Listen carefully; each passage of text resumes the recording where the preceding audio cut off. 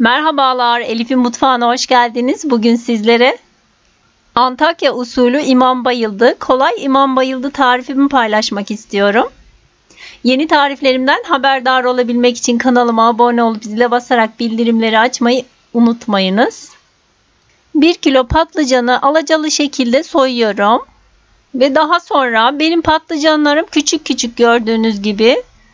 Fazla kalın olmadığı için 3'e bölüyorum. Çok ince dilimlemeyin. Uzun olanları tekrar 2'ye kesip dilimleyebilirsiniz veya 3'e kesebilirsiniz. Tüm patlıcanlarımı dilimledim. Bir tepsinin üzerine mutfak bezi serip üzerine dilimlemiş olduğum patlıcanları dizdim. Ve bu şekilde en az 2-3 saat kadar güneşte patlıcanları bekletiyorum. Güneşte bekletmemizin nedeni kızartırken içine fazla yağ çekmemesi içindir. Ben 2 saat kadar patlıcanları güneşte beklettim. Daha sonra kızgın yağda kızartıyorum. Hafif kızarması yeterli, çok fazla kızartmayın. Her iki tarafını da kızartıp kağıt havlu veya peçete serilmiş olan tabağın içerisine alıyorum. Yağda bir baş sarımsağı da kızartıyorum. Çok büyük diş olanları 2'ye böldüm.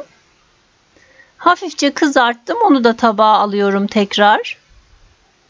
Üzerinin harcı için 4 adet orta boy kuru soğanı bakın gördüğünüz gibi soydum. Önce 2'ye bölüyorum. Daha sonra tekrar 2'ye bölerek ince ince doğruyorum.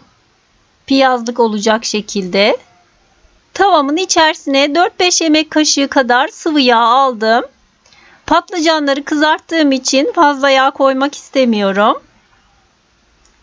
2-3 dakika kadar soğanı kavuruyorum ara ara karıştırarak. Soğan hafif kavruldu. Üzerine 1 adet ince doğranmış kırmızı kapya biber ekliyorum.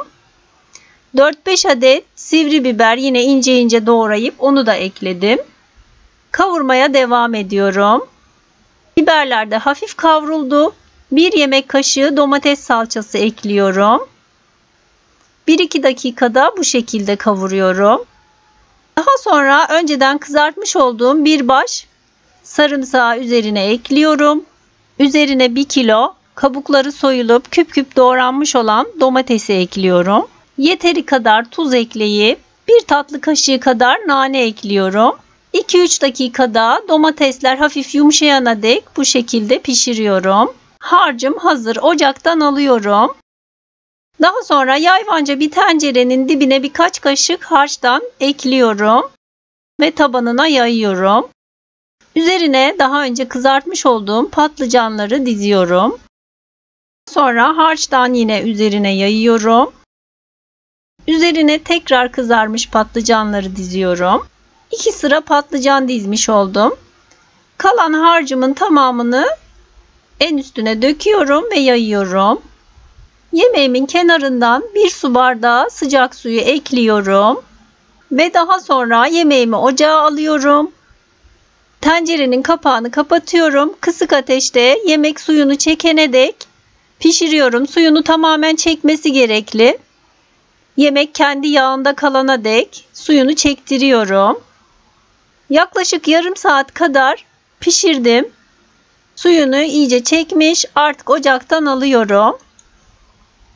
İster sıcak, ister soğuk olarak tüketebileceğiniz çok lezzetli, kolay imam bayıldım. Servis için hazır. Sizlere de denemenizi tavsiye ediyorum. Deneyecek olanlara şimdiden kolay gelsin, afiyet olsun. Videomu izlediğiniz için teşekkürler.